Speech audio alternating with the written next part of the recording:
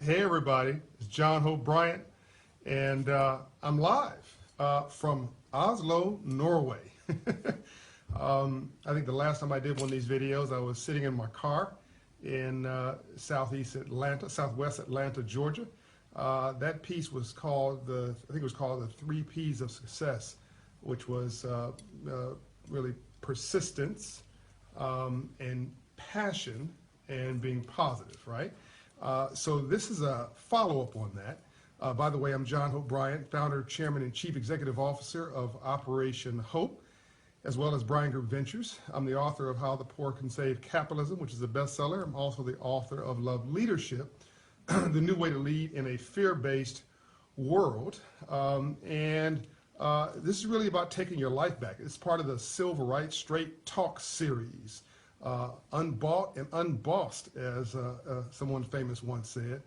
Talking to you straight, no agenda, not selling you anything, I don't have a bias one way or the other. I just want you to win at life, because we're sitting in a moment in history right now.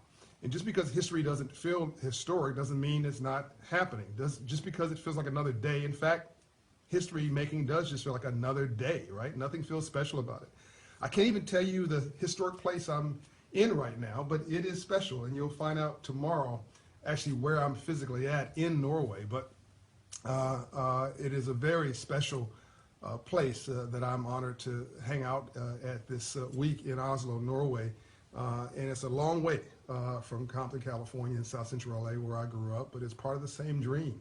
So I see people signing on from all over the world. Good morning, Brian, Jerma, Dee, Uche, that sounds like she's from Nigeria. Looks like Lori, Dairon, Ratlali, I'm sure I used that a little bit. I think she's South African. Todd, Jackson, Sean, Hassan, it looks like from the Middle East. Okay, so I'm going to try to deal with some of the questions and comments, but let me get into the meat of the matter. I'm going to put some source information in the video itself, in the header of the video, so that people can go and sort of report back to some links that they can go to help to operationalize what I'm going to talk about today. So the topic of today's conversation is really the key to winning, right? And I'm not talking about this crazy thing that Donald Trump talks about. I don't really talk about politicians and pick sides publicly. I think that you should be able to make your own decision. I think as long as somebody's rational, we need everybody sort of in the club of empowering the poor and the underserved. But this guy's really just bad for America. He's bad for life, and he's pretty negative, frankly. And he's dividing people. But he talks about how he's winning. That's not winning, and what he's doing is just fear-based leadership and touching people's pain button. That's not what I'm talking about today. What I'm talking about is real winning, and the only way to really win is to not be concerned with winning. And now, what do I mean by that? I mean that the key to life, the absolute key to life, and the absolute key to my life and winning at everything is to be reasonably comfortable in your own skin. So you ask me, John, what are you the most proud of? What is the thing of everything else? Is it an award? Is it the Oprah Winfrey Use Your Life Award designation that you got? Is it the presidential appointments? Is it the founding of Operation Hope? What's the thing that you're most proud of? I would say the thing I'm most proud of is that I am reasonably comfortable in my own skin. Nobody's comfortable in their own skin, right? I mean, but to be reasonably comfortable in your own skin is really everything. So what do I mean by that? That means if I don't like me, I'm not going to like you. And this builds directly on the video from last week of being persistent, being positive, first of all, being persistent, and then having a passion in your life which breeds purpose. So being reasonably comfortable in my own skin. As Quincy Jones would say, we're terminals for a higher power. Or as Deepak Chopra would say, we're not human beings having a spiritual experience. We're spiritual beings having a human experience. So if I don't like me, I'm not going to like you. If I don't feel good about me, I'm not going to feel good about you. If I don't respect me, I'm not going to respect you. If I don't love me, I don't have a clue how to love you. And here's the big one. If I don't have a purpose in my life, I'm going to make your life a living hell. That's right. Whatever goes around comes around. Did you follow that? Whatever goes around comes around. And this is why I want you to be positive, right? First of all, there's no viable alternative to not being positive. There's no history of leaders in the world sustainably ever succeeding, again, sustainably over time, who weren't positive. Yeah, you can win the battle, but you'll lose the war. If you're negative, you may have your moment, your day, but you won't last. What you're doing won't last because the universe is not actually on your side, right? The universe has a perfect accounting system, and literally karma is real. Whatever goes around comes around. So I need you to be positive because what you give is what you get. Or as they say in South Africa, Ubuntu. I am me because you are you. And so we're all interconnected. We're all tied together. So I'm going to go back and say this one more time. The key to life is becoming transparent to God's will, a terminal for a higher power, and to become reasonably comfortable in your own skin. If I don't like me, I'm not going to like you. If I don't feel good about me, I'm not going to feel good about you. If I don't love me, you can't expect me to love you. And if I don't have a purpose in my life, I'm going to make your life a living hell. Who's the most dangerous person in the world? The person with no hope. So that's why when I see people coming with these comments, and like 95% of the comments are either productive, positive, or encouraging, because I'm not really saying anything to offend anybody, right? I'm not telling you what to do. I'm actually just talking to you straight about common sense stuff and asking you to make a choice about which way you want to go. But when somebody's in pain, right? Hurt people hurt people. Hurt people hurt people. And people who are in pain don't want their pain button pushed. But you've got to understand that if you are depressed and you are distressed and you're feeding that energy outward, nobody wants to hang around you. Nobody wants to do business with you. Nobody wants to hire you. I mean, do you want to hang around negative people? Do you? Do you want to hang around somebody who thinks everybody's a racist?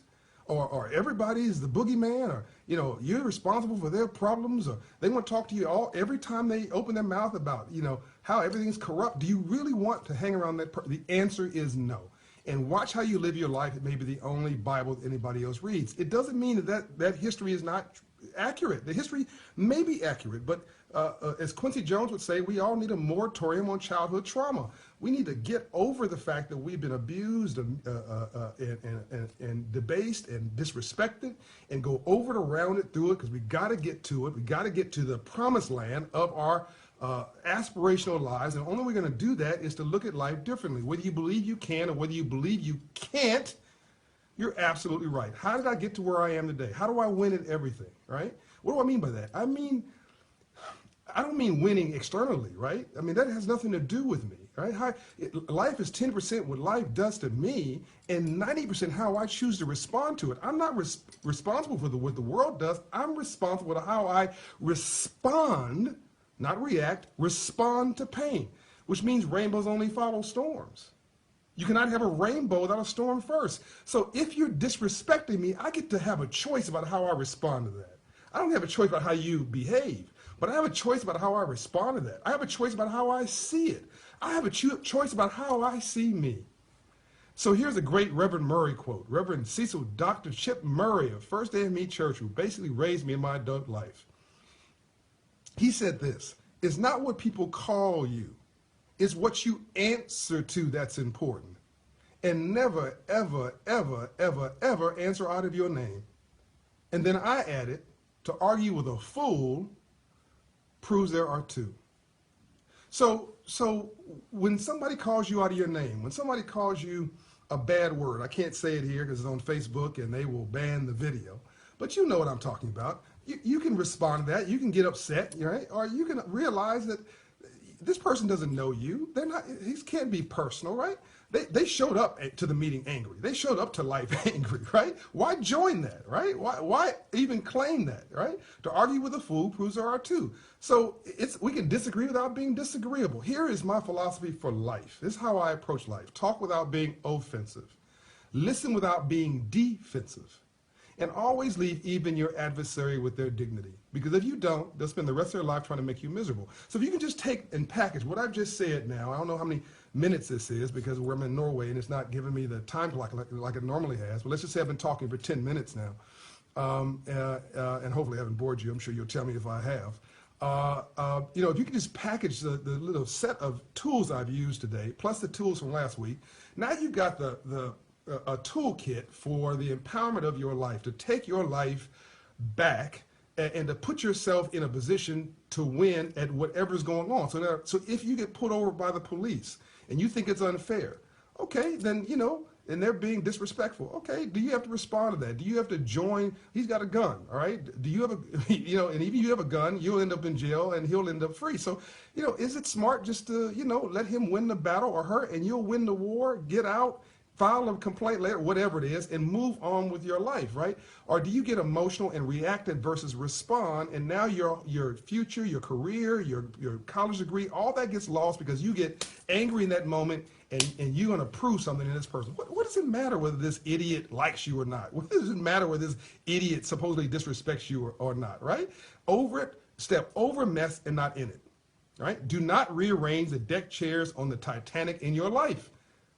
Step over mess and not in it. Don't argue with stupid people, or as my friend Sir James would say, you cannot have a rational conversation with an irrational person. Know who you are. Be comfortable in your own skin and move your life forward and be laser-like focused on your agenda. And you will win, I guarantee you. And even when you lose, you win because you haven't aborted you. You haven't pimped yourself. You haven't given up who you are and what your values are. You treated people as you want to be treated. I guarantee you, whatever goes around comes around. You may lose that moment, but you will win in the long term. I can't tell you how many people who laughed at me in the short term, and now they're on the unemployment line, or that now whatever thing they were doing is not succeeding, but I'm still moving on. I might have had a moment where I was flatlining and I wasn't doing well, but overall I'm trending up because I'm focused on what's positive and I'm focusing on what real love is, which is the nurturing of one's own or another spiritual growth.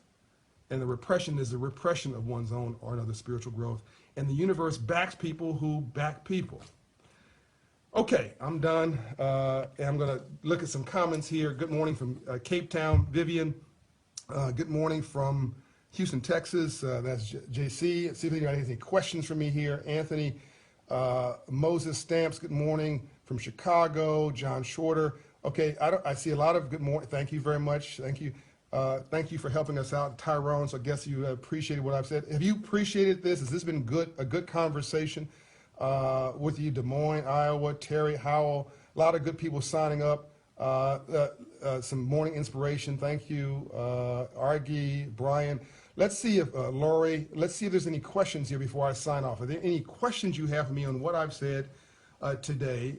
If not, fine, you can add them later. There's going to be a special presentation tomorrow, me and the Professor Pekka Himanen of Finland, and my good brother, Professor Pekka Himanen, and my brother from another mother, also the Crown Prince of Norway, Crown Prince Haakon Magnus, the future King of Norway. We're all going to be together, the co-founders of Global Dignity, brothers from other mothers, doing a special live session tomorrow from Norway. So tune in for that. It'll be 9:15 Eastern Standard Time, 6:15 Pacific Standard Time, and 3:15 Central European Time. Okay, I was stalling to see if there's any questions. I don't know how long this is, but it has to be long enough.